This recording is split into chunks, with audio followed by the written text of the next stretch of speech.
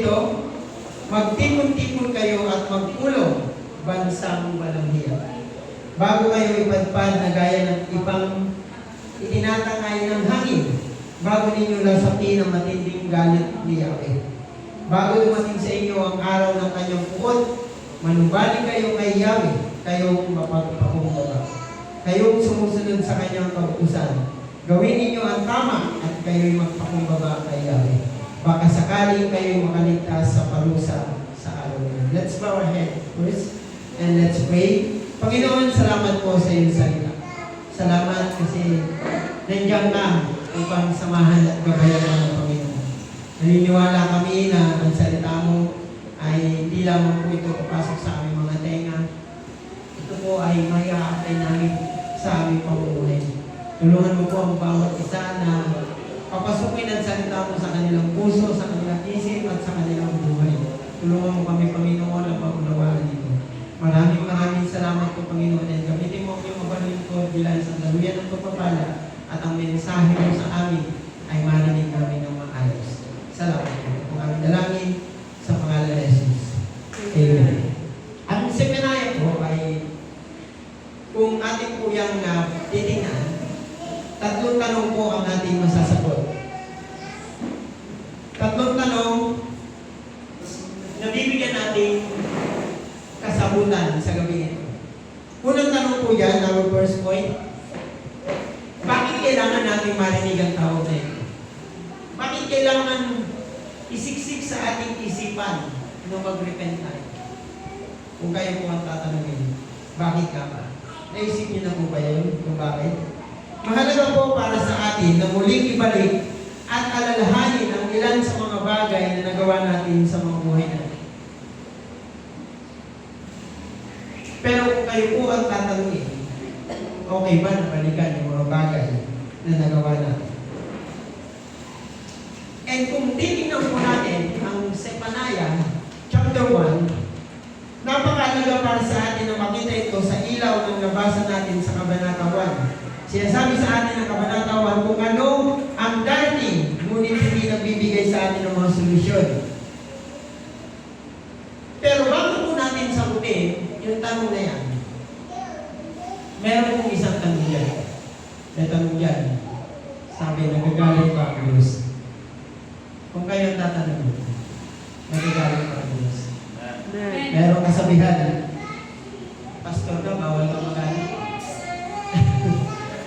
Church leader ka, bawal ka magalit.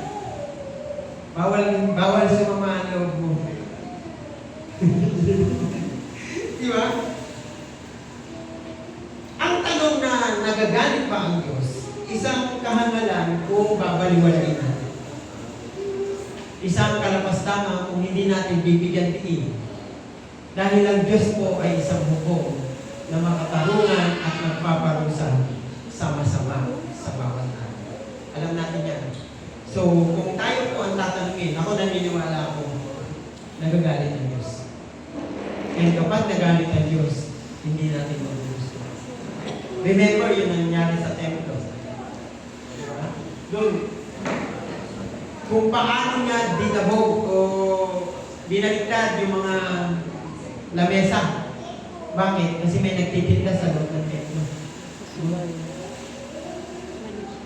Yung pala ay isang patunay na galit siya. Pero, anong sabi? No? Galit siya, pero hindi siya nagkasala. Yan ang kaibahan natin bilang isang tao. Ang tao, kung nagagalit, nagkakasala. Pero ang Diyos, pag nagalit, hindi siya nagkakasala. Bakit? Kasi nga siya ay perfecto. And ano ba ang sabi ng Biblia about sa galit?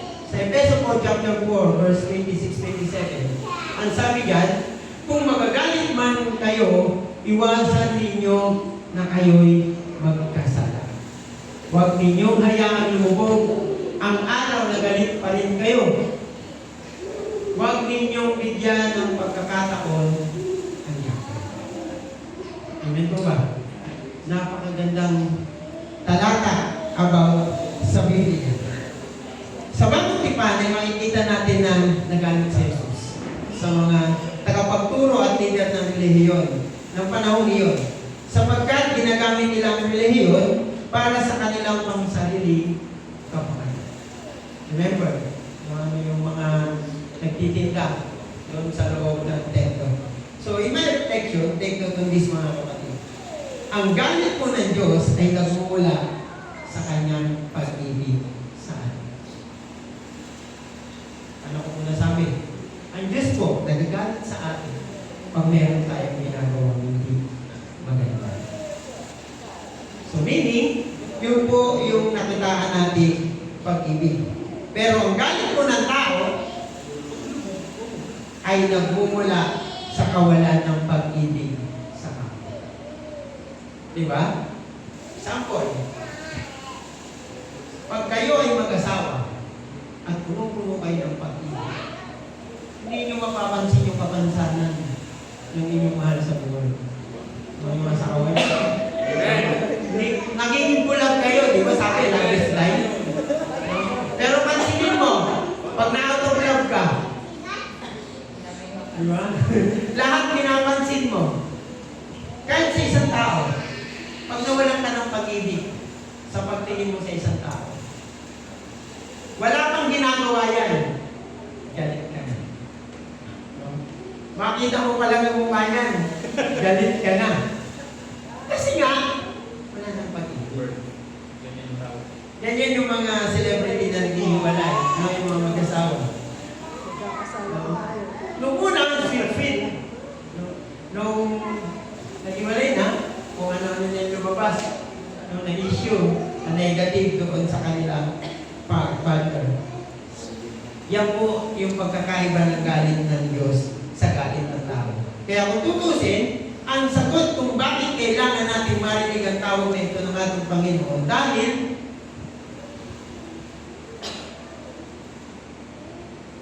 upang hindi natin malasap ang galit ng ating Panginoon. Kailangan natin marinig yung tawag na ito para hindi natin malasap yung galit ng ating Panginoon. Sabi ko nga, tayo bilang isang tao, ako, naniniwala ako, na ang pag ang Diyos nagalit, hindi talaga natin mag-gusto. Proven and tested ko na yan. Marami nang nangyari sa buhay ko na pakiramdam ko nagalit ng Diyos dahil sa mga ginagawa ko. And yung mga parusa niya sa akin, yung tipong minsan hindi ko nagugustuhan. So tayo po bilang isang tao, kailangan natin mag-reflect. Kailangan natin marinig yung tawag na ito upang hindi natin malasap ang galit ng ating Panginoon. Tandaan niyo po yan mga kapatid, nagagalit po ang Diyos. So bago tayo, pag hindi tayo nag-repent, malalasap natin ang galit ng ating Panginoon. Pangalawang tanong na ating sasagutin sa gabi nito. Bakit kailangan natin sundin ang tawag nito? Bakit kailangan natin mag-repent? Pwede naman wag na. Kung magalit ang Diyos, hindi magalit siya. Matapos tawagan ang Juda noon na magtipon, si Zephaniah po ay nagpatuloy sa pagtawag sa Juda ng isang walang kahihiyang bansa. Sa Book of Kings po, diyan natin mababasa yung history ng Juda. Hindi na natin ito hihimay-himayin kasi baka magtagal yung ating oras. Pero kung atin po itong titignan, napakarami pong bad kings sa Juda. Napakarami. Pero syempre, mas marami sa Israel. No, and nung ako po ay nag-aaral sa Old Testament sermon, na-realize ko na, remember si Pastor Manasseh, na yung mga nakakatanda na dumalo sa atin dito si Pastor Manasseh. Sabi ko, grabe pala yung pinaghuhutan ng pangalan niya, bad king. Si Pastor Manasseh po ay nag-reign ng 55 years as king and considered siya as bad king. No?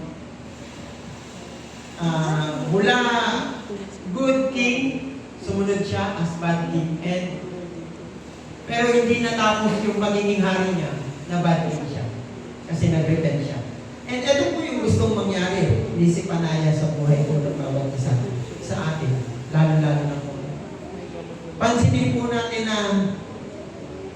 tinutugunan ng Diyos ang kasalanan bilang isang pagmamayari niya. Tayo po bilang isang tao ay naniniwala na tayo ay pagmamayari ng Diyos. Ang Diyos ay interesado sa ating personal na buhay. At kung paano tayo nabubuhay. Masyado maliit yung paglalay sa sarili ko. No? Bilang mga individual. Ngunit interesado rin siya sa kung paano sumunod ng kanyang mga tao at mabuhay ng buo. Ang Diyos po ay tinitingnan niya maigi tayo bilang sa tao kung paano ba tayo mabuhay. Alam ng Diyos ang bawat higla ng ating buhok. Alam ng Diyos kung ano yung ginagawa natin bilang isang tao. Hinuhubog nito ang paraan ng pag-iisip natin tungkol sa ating buhay ngayon. Hindi tayo sanay na pinapakialaman tayo. Tama po ba? May mga tao na hindi sanay na pinapakialaman tayo. Marami akong kakilala. Pero paano kung ang Diyos ang mag-ialap sa buhay natin? Ayaw po ba natin? Ayaw po ba natin? No? Mga kapatid, kaya sa tanong na kung bakit kailangan natin sundin ang tawag ng pagsisisi o ang tawag na ito, simple lang po. Dahil ito po ay urgent. No? Tayo ay makasalanang bansa. Kaya bakit kailangan natin sundin yan? Kasi yan ay urgent na. Ang ating kaligtasan ay hindi batay sa ating mga nagagawa mabuti. Amen po ba? Ngunit sa kanyang biyaya at awa. Binibigyan si Kristo ng karapatan na maghatol o maghukom sa atin. May factor na kailangan natin gumawa ng tama. Pero, tayo ay ligtas dahil sa kanyang biyaya at awa. Minsan dyan yung nami-misinterpret ng tao. Ligtas na ako kasi gumagawa ko ng mabuti, gumagawa ko ng tama. Mga kapatid, sabi nga, di ba, walang relihiyon na pwede makapagligtas ng isang tao. Hindi, ayon sa ating pananampalataya. Siyempre, sa biyaya at awa ng ating Panginoon. Ito po ay urgent na. Kailangan na natin itong sundin agad-agad. Bago pa natin lasapin ang galit at puot ng ating Panginoon o ang hatol ng ating Panginoon ayon sa ating ginagawa. Mga kapatid, maiksi lang po ang buhay ng isang tao. Paano kung bukas huli na tayo ulit? Paano kung paglabas natin di na tayo makabalik ng ating tahanan? Paano kung bukas dumating na ang ating Panginoon at bigla nang singilin yung ating mga nagawa? Paano ka nakakasiguro sa langit ako? Ang pagsisi po sa ating mga nagawang kasalanan ay isang paraan para makasigurado tayo na sa langit tayo. And ang pagtalikod po, ang pagsisisi po, kasabay ng pagtalikod natin sa ating mga kasalanan. Next, pangatlong tanong, paano natin pakikinggan ang tawag ng Panginoon? Ito po ang pinaka-exciting. Sabi po dun sa verse 3, manubali kayo kay Yahweh, kayong mapagpakumbaba, kayong sumusunod sa kanyang kautusan. Gawin ninyo ang tama at kayong mapagpakumbaba kay Yahweh. So alam ko na sa mga talata na yan, meron na kayong idea kung paano natin pakikinggan ang tawag nito. Una, kailangan natin pakinggan ang kanyang tawag na mayroong pusong mapagpakumbaba. Humbleness is a key. Merong mga tao, no? Pansinin nyo, pag meron kang kausap na tao na galit, paano ka mag-response? Galit ka rin? Sabi, dito kami nag-aaway minsan, nagtatalo minsan na asawa. Sabi niya, pag galit ako, huwag kang galit din. Kasi hindi ko kaya.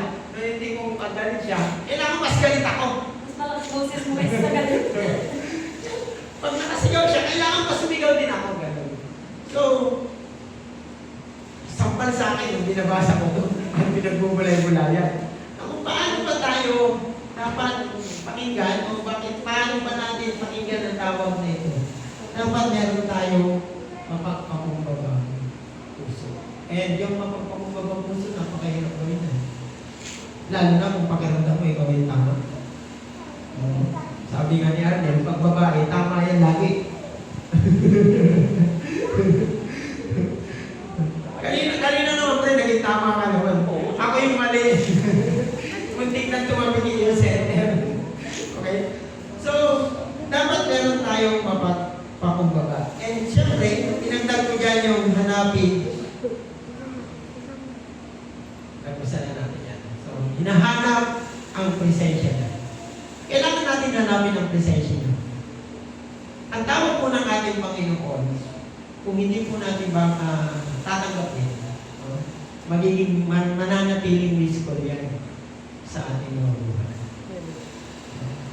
Makikita mo lang yan sa cellphone mo, risko, ang tawag ng ating Panginoon. And sa buhay po natin, napakahalaga na mayroong presensya ng ating Panginoon. Lalo na. No, ito, pag ikaw ay tunay na nagsisi na at tumalikod na sa iyong kasalanan, pag wala ang presensya ng Diyos, babalik ka ulit sa pagkakasala. Pansinin niyo po yan. Kahit sabihin mo na tinalikuran mo na yung kasalanan, tapos hindi ka nagbalik loob at hindi mo inanap ang presensya ng ating Panginoon, mapapaliwan ang pagsisisi.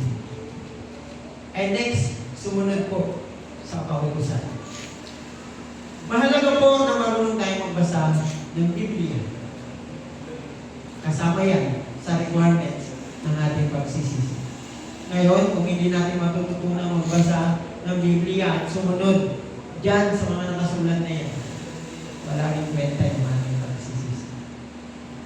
Ito na itong pinakahuli, ginagawa ang aking. Mga kapatid, hindi po lahat ng taong simbahan. Ito masakit.